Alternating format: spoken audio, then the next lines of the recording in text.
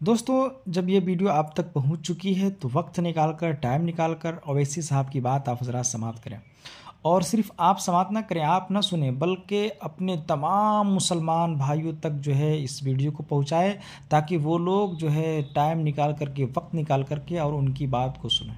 दोस्तों, अभी जैसा कि आपको पता है कि हालिया में जो है बिहार का इलेक्शन आने वाला है और उसमें तकरीबन वोटर लिस्ट से, जिसे लोगों ने जो है एनआरसी का चोर दरवाज़ा भी बताया है, तकरीबन जो है 52 लाख लोगों का जो है वोटर लिस्ट से नाम कट चुका है। और ये बहुत ही तशवीशनाक खबर है ना। तो इन्हीं सारी चीज़ों के हवाले से और भी जो है फ्यूचर में जो परेशानी आने वाली है, इन सारी चीज़ों को ओवैसी साहब ने जो है विस्तार रूप से समझाया है। और क्या क्या चीज़ चाहिए, क्या नहीं चाहिए, इन सारी चीज़ों को जो है उन्होंने समझाया है। तो तमाम भाइयों तक जो है आप समाप्त करें वक्त निकाल करके और तमाम भाइयों तक पहुंचाएं, ताकि उनकी बात को सुन करके और लोग तैयारी में लग जाएं। देखिए, आज बिहार की बात है, फिर बारी आएगी झारखंड की, फिर बारी आएगी यूपी की। तो आप ये ना समझें कि अभी बिहार में हो रहा है तो हमारे यहाँ नहीं होगा, हैं झारखंड में हो जाएगा तो यूपी में नहीं होगा, नहीं, बल्कि ये मामला हर जगह होने वाला है। तो इसलिए कौन कौन से दस्तावेज चाहिए, क्या नहीं चाहिए, ओवैसी साहब की बात को आप हजरात ज़रूर समाप्त करें। इंशाल्लाह फिर आगे बात करते हैं। जो इलेक्शन कमीशन की जानिब से इंटेंसिव रिवीजन के नाम पर जो वोटर लिस्ट अब बनाई जा रही है, मैं तेलंगाना के आप तमाम लोगों से, खास तौर से भारत के गरीबों से, चाहे वो किसी मजहब से उनका ताल्लुक हो, खास तौर से मुसलमानों से, दलितों से, आदिवासियों से ये कह रहा हूं कि आप तैयार हो जाइए। अगर तेलंगाना हो या वेस्ट बंगाल हो या तमिलनाडु हो या भारत में पूरे रियासतों में इस तरह का इंटेंसिव रिवीजन करवाया जाएगा, तो मेरी आप लोगों से अपील है कि आप लोग अपना एक एक का बर्थ सर्टिफिकेट बनाइए। हाँ, जो हमारे बुजुर्गों की उम्र 70 साल के ऊपर है, उनका बर्थ सर्टिफिकेट अगर है तो बहुत अच्छा है, अगर नहीं है तो आप उनका पासपोर्ट बनाइए, आप बर्थ सर्टिफिकेट अपना बनाइए। और अगर 10th क्लास की मार्कशीट है तो उसको तैयार रखिए, अगर कास्ट सर्टिफिकेट है उसको तैयार रखिए, अगर नहीं है तो बनवाइए, पासपोर्ट नहीं है तो बनवाइए, बर्थ सर्टिफिकेट नहीं है तो बनवाइए। अगर कोई रिटायर्ड पेंशनर है तो जो पेंशन का ऑर्डर मिलता है उसको उठाकर रखिए।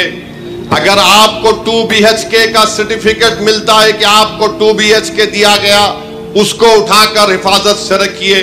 अगर जमीन गवर्नमेंट ने आपको अलॉट की तो उसको उठाकर रखिए। अगर आप गवर्नमेंट के मुलाजिम हैं या थे, उसका ID कार्ड उठाकर रखिए। क्योंकि याद रखिए मेरी इस बात को कि अब जब इंटेंसिव रिवीजन हो रहा है तो इलेक्शन कमीशन ने जो हिदायतें BLOs को दी है बिहार में, उसमें यह कहा गया कि अगर इलियास साहब के घर पर कोई 3 मर्तबा BLO चला जाएगा और 3 मर्तबा किसी जायज वजह से इलियास साहब अपने घर पर मुकीम नहीं होंगे, तो BLO उसकी इत्तला ERO को और AERO को देगा। और ये AERO और ERO को इख्तियार हासिल है कि वो 1955 के सिटीजनशिप एक्ट के तहत उन तमाम ओहदेदारों को इत्तला देना के लिए साहब शायद भारत के नागरिक नहीं है, तो ये सिटीजनशिप का मसला पैदा हो जाएगा। तेलंगाना में भी इंटेंसिव रिवीजन होगा, बल्कि पूरे मुल्क में होगा। मैं आज यहां बोधन की सरजमीन से खड़े होकर उन तमाम भारत के गरीबों को कह रहा हूं, उन दलितों को, आदिवासियों को और मुसलमानों को कह रहा हूं कि आपको नंबर 1 अपना बर्थ सर्टिफिकेट बनाना है। 10th क्लास अगर किसी ने किया तो मार्कशीट तैयार रखना है, कास्ट सर्टिफिकेट है तो तैयार रखिए। और अगर आप उस कास्ट में आते हैं उसका सर्टिफिकेट निकलवाइए। आपके पास अगर गवर्नमेंट की स्कीम का दिया हुआ 2 BHK का सर्टिफिकेट है तो उसको उठाकर रखिए। ये इसलिए कह रहा हूं कि 10 डॉक्यूमेंट की बात जो इलेक्शन कमीशन ने बिहार में की वो यही 10 डॉक्यूमेंट हैं।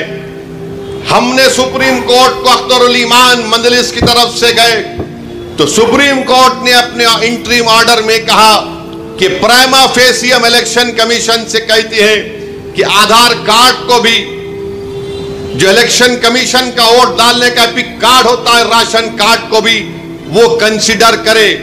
तो ये जरूरी है, याद रखिए, जब तेलंगाना में या आपके किसी रियासत में ये इंटेंसिव रिवीजन होगा तो आप लोग परेशान होने की जरूरत नहीं, अभी वक्त है।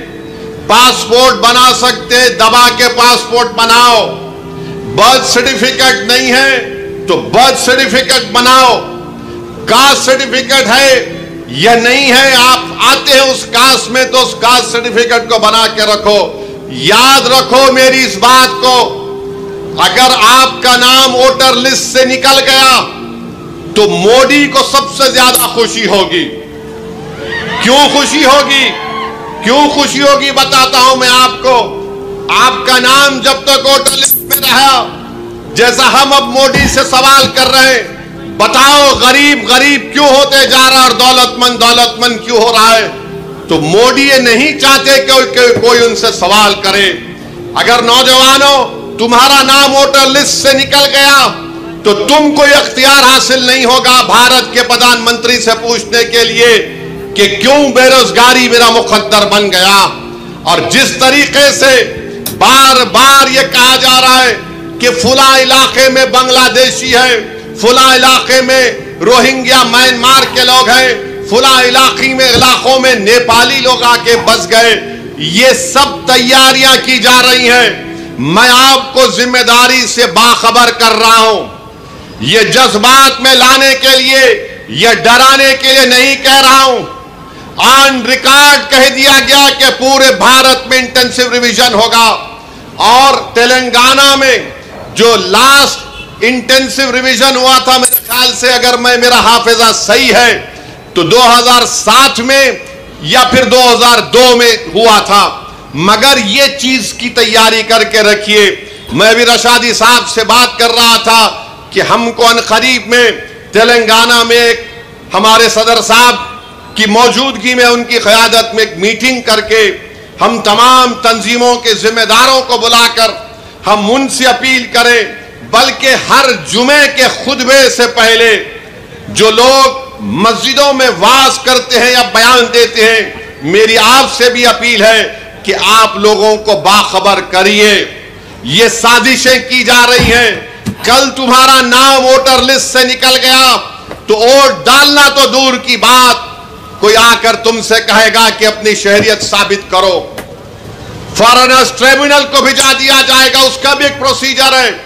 पहले एसपी बॉर्डर को बोला जाएगा, एसपी बॉर्डर लेटर लिखेगा मिनिस्ट्री ऑफ होम अफेयर्स को, वहां पर 3 ऑफिसर के दस्तखत के बाद आपका मुकदमा चलेगा। यानी आप अपने रोजगार से महरूम। सबसे ज्यादा बड़ी चीज यह है कि आप अपनी इज्जत से महरूम हो जाएंगे। लोग आपको उंगली उठाकर बोलेंगे अरे इसका नाम वोटर लिस्ट से निकल गया, यह भारत का शहरी नहीं है। इसीलिए आप याद रखो, अभी से मैंने जो बात कही उस पर अमल करने की कोशिश करिए। मेरे दुश्मन बहुत हैं, मुझसे इख्तलाफ करने वालों की भी तादाद बहुत ज्यादा है, क्योंकि भारत के अगर कोई लैला है तो उसका नाम असदुद्दीन ओवैसी है। मुझसे बहुत चाहने वाले हैं, मगर उसकी परवाह मत करो। मैं तुमको बाखबर कर रहा हूं, मैं आपको बाखबर कर रहा हूं। वो तूफान आने से पहले हमको तैयारी कर लेना चाहिए।